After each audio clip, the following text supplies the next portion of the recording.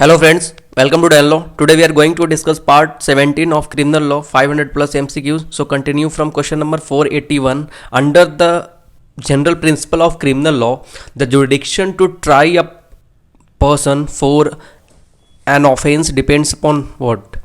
Under general principle of the criminal law जुडिक्शन जो होता है किसी पर्सन को मतलब जो ट्रायल होता है मान लिया जाए ऑफेंस जहाँ कमिट होगा उसी एरिया में होगा जिसके जुडिक्शन में होगा, यानी कि जिस एरिया में ऑफेंस हुआ है क्राइम हुआ है उस लोकल एरिया का जो जिसके अंदर जुडिक्शन जाता है वहीं होगा.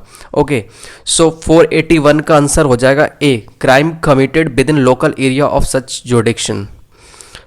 Next one, which one of the following statement is not true. इनमें से कौन सा सही नहीं है, गलत है, यानी कि statement is not true. Okay, read. A, for an unlawful assembly the number of person must be 5 और मोर, करेक्ट है. mere presence of a person at the scene of offense does not make him a member of unlawful assembly, correct है.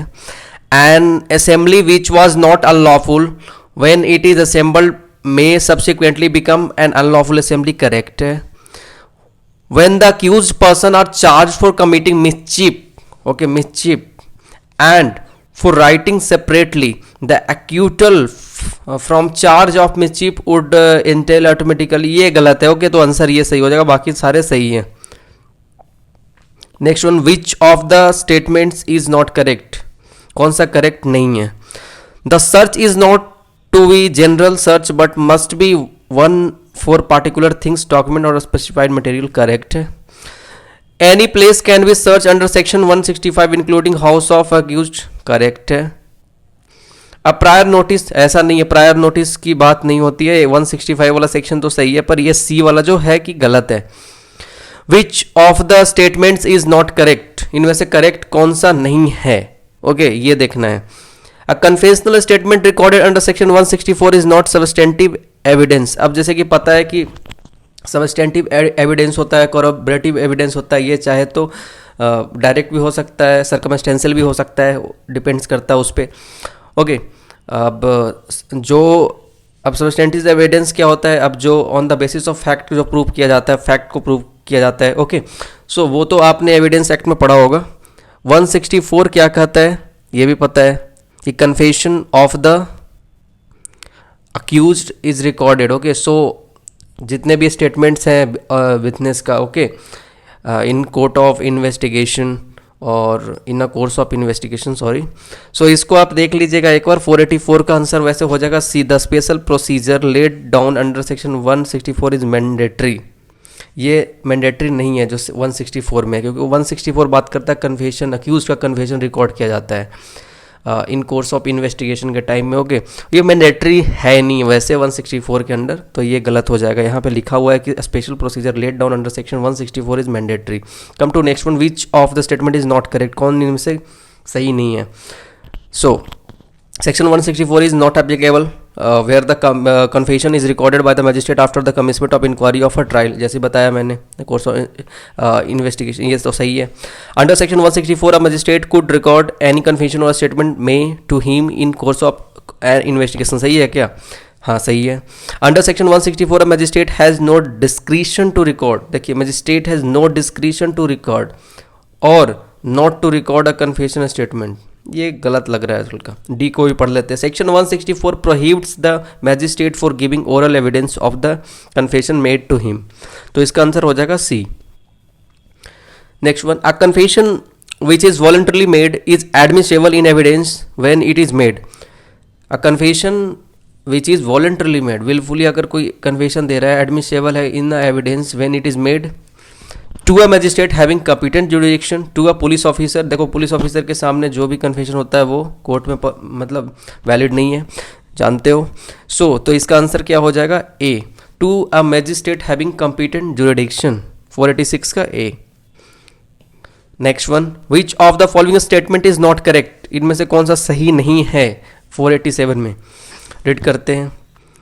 If a person whose statement is recorded by the police during investigation is called as a prosecution witness, his previous statement before police can be used for contradicting him If a person whose statement is recorded by the police during investigation is called as a defense witness, his previous statement before the police cannot be used for any purpose. A significant omission to state a fact or circumstances in state may in the particular context amount to contradiction. None of the above होगा, बाकी सारे सही हैं, इसमें गलत कोई भी नहीं है. विच of the following statement is not correct, कौन सा करेक्ट नहीं है, बार बार वैसे ही क्वेश्चन आ रहा है, करेक्ट नहीं है. देखिए, a joint statement of several witness recorded during investigation would not render their evidence as inadmissible, सही है, according to Indian Evidence Act. Under section 161 the police can not examine orally an accuse, ये गलत है. Under section 161 जो बात किया गया है ये गलत है. Section 162 clause 1 provides that no statement made by any person to a police officer in course of an investigation shall if reduce to writing with sign by person making it. Okay, अब जैसे कि मैंने बताया था कि अभी कि confession of the accuse is recorded, वो तो रिकॉर्ड होता है at the time of investigation और in the course of investigation, but वो जो कन्फेशन होता है ना वो मैंडेटरी नहीं है. ओके, सो यहाँ पे आपका जो आंसर हो जाएगा कौन सा गलत है यहाँ पे 488 में, यहाँ पे बी हो जाएगा. Now come to next one. In which case the court held that a person has been given protection both by section 161 clause 2 CRPC and article 20 clause 3. 161 क्या बात करता है बताएंगे, आपको बताएंगे था. ओके, एंड 20 क्लॉज 3 क्या बात करता है, सेक्शन आर्टिकल वो बात करता है कि no person accuse of any offence shall be compelled to be a witness against himself. किसी को कंपेल नहीं किया जा सकता विटनेस देने के लिए, उसके खिलाफ जो विटनेस है वो कंपेल नहीं किया जा सकता है. तो ये चीज़ ध्यान में रखना. ये केस था, कौन सा केस था जिसमें मतलब प्रोटेक्शन दिया गया था, नंदिनी सत्तापात्य वर्सेस PL दानी. ये देख लीजिएगा ये केस को आप एक बार. 490 section 159 of CRPC provides that the magistrate the power of directing an investigation in cases. Okay, 159 section 159 क्या बात करता है, पावर टू होल्ड इन्वेस्टिगेशन. देखिए, इन्वेस्टिगेशन को होल्ड करा देना, प्रिलिमिनरी इंक्वायरी बैठाना, ओके, उसके पहले इंक्वायरी करवाना, कि इन्वेस्टिगेशन होने से पहले प्रिलिमिनरी इंक्वायरी की बात करता है. अब सेक्शन 173 के बारे में जानते ही हो कि रिपोर्ट पुलिस तैयार करती है after the completion of evidence, तो कंप्लीशन ऑफ इन्वेस्टिगेशन तो उसके बाद वो जाता है. तो सबसे पहले यहाँ पे कह रहा है section 159 of CRPC provides that the magistrate the power of directing an investigation in cases when the police is still investigating the case, where the police decide not to investigate the case, when the police has filed the report under section 173, all of them. क्या होगा बताइए इसमें 490 में, तो यहाँ पे हो जाएगा where the police decide not to investigate the case, क्योंकि 159 जैसे कि बताया कि प्रिलिमिनरी इंक्वायरी का बात करता है, इन्वेस्टिगेशन को ऑन होल्ड रखता है. Next one, when a case relates to two or more offenses of which at least one is cognizable and other is non-cognizable. The case shall deemed to be non cognizable case, the case shall deemed to be cognizable case हो जाएगा इसमें. Two more offences. अब एक ये देखिए, cognizable case क्या होता है, कॉग्निजेबल ऑफेंसेज, कॉग्निजेबल केस जहाँ पे अरेस्ट विदाउट वारंट, आपको बिना वारंट का जो अगर आप कॉग्निजेबल ऑफेंस किए हैं, कॉग्निजेबल केस चल रहा है, तो इस केस सिचुएशन में उस व्यक्ति को बिना अरेस्ट वारंट का गिरफ्तार किया जा सकता है. यूजुअली ये होता है एक serious nature of crime. Okay, offences में means arrest without warrant usually in a serious in nature, if the offence is serious in nature, under that case. Next one, which of the following statement is not correct, इनमें से कौन सा correct नहीं है. FIR can be use for corroborating a statement third party, no, ये गलत है. The word good faith, section 52 none other than section 52 of IPC, जो कि गुड फेथ को बताते हैं.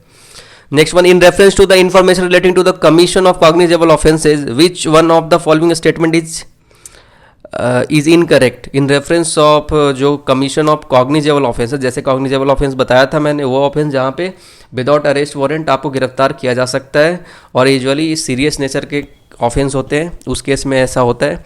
तो ये आपको ध्यान में रखना है। तो यहाँ पे कर रहा है इनमें से कौन सा स्टेटमेंट इनकरेक्ट है according to the cognizable offences. Okay, so it is reduce to writing by और under direction of the officer in charge of the police station.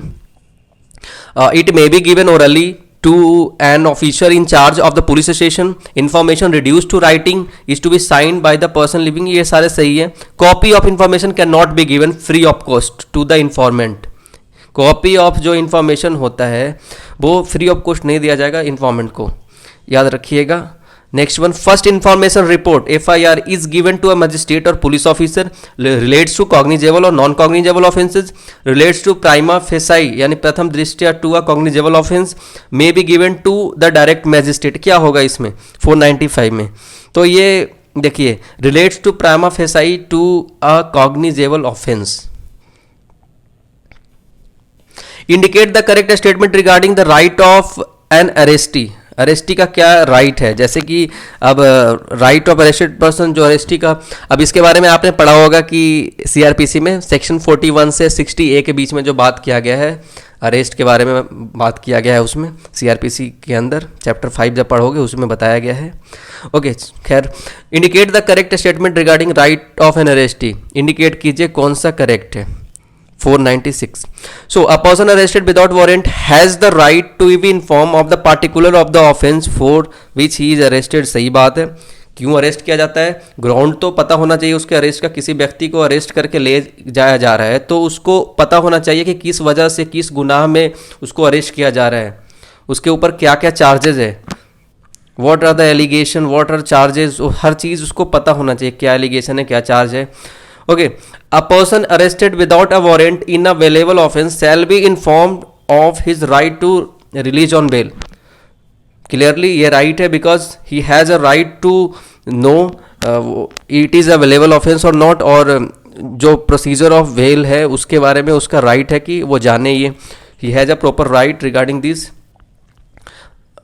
Okay, तो इसका आंसर क्या हो जाएगा? A और B is correct, D answer हो जाएगा क्योंकि A और B दोनों सही बता रहे हैं regarding right of arrestee. Warrant of arrest has to be 497, warrant of arrest has to be in writing, okay, sign by presiding officer, जिसके अध्यक्षता में होता है उसकी सिग्नेचर चाहिए। It should be sign by the presiding officer, it should be like a bear and seal of the court, seal of the court होना चाहिए, court की मुहर प्रॉपर होना चाहिए। तो इसका आंसर होगा ऑल ऑफ द एबव, ये तीनों सही है अकॉर्डिंग टू दिस। अब 70 से लेकर 81 के बीच में पढ़ोगे सेक्शन CRPC का, तो उसमें बताया गया है वारंट ऑफ अरेस्ट के बारे में, चैप्टर 6 है CRPC का बेयर एक्ट में। अगर आप देखोगे तो arrest is made by 498 touching और confining the body of the person to be arrested, informing the person to be arrested, giving a notice to the person to be arrested, none of these. क्या हो जाएगा 498 का? तो ये हो जाएगा touching और confining the body of a person to be arrested, जो जो उसका राइट है। अभी बताया था मैंने कि सेक्शन 41 से 60A तक पढ़ लीजिएगा, वहाँ पे जो जो इंपॉर्टेंट सेक्शन है रिगार्डिंग अरेस्ट, तो वारंट ऑफ अरेस्ट जो है, सॉरी अरेस्ट का जो है वो देख लीजिएगा आप। 499 विच इज ट्रू, कौन सा ट्रू है इनमें से? Inquiry means every inquiry including a trial conducted under the court by a magistrate or court, गलत है। Inquiry means every inquiry other than trial conducted under the court by a magistrate or court, सही है, दोनों एक ही चीज बोल रहा। 499 का बी हो जाएगा answer. Inquiry means every inquiry other than okay, other than a trial conducted under this code by a magistrate court, all of the above नहीं हो जाएगा। बिलेबल ऑफेंस मीन्स क्या होगा? Any offence means an offence shown as a bailable in first schedule, any offense which is made valuable by any other law for the time being in force, any offense shown in second schedule, A and B correct। क्या होगा 500 का? D, इसका answer हो जाएगा D। A और B दोनों correct है। Offence shown as valuable in first schedule, okay, and उसके बाद जो बताया गया है कि जो ऑफेंस जो कि valuable है by any other law for the time being in force, any police officer without a warrant may arrest a person who has been concerned in any non-cognizable offense relating to case having death penalty, relating to an offense not being a warrant case, क्या हो जाएगा 501 का बताइए। Relating, देखिए non cognizable case में तो warrant के साथ ही गिरफ्तार किया जाता है, क्योंकि कॉग्निजेबल की बात करें तो अरेस्ट विदाउट वारंट होता है, पर in case of non cognizable warrant जरूरी है, क्योंकि यूजुअली ये सीरियस नेचर का ऑफेंस नहीं होता, क्राइम नहीं होता सीरियस नेचर का कोई। Relating to a case having death penalty, relating to an offence not being a warrant case, या relating to an offence not being a warrant case, 501 का हो जाएगा C. Indicate the correct statement regarding the mode of arrest, 502 में क्या answer हो जाएगा इसका।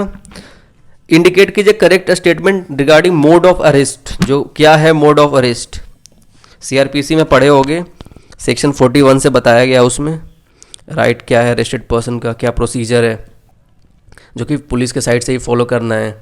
Okay, when there is a submission to the custody by words or action, police officer arresting need not confine the body of the person arrested, सही है।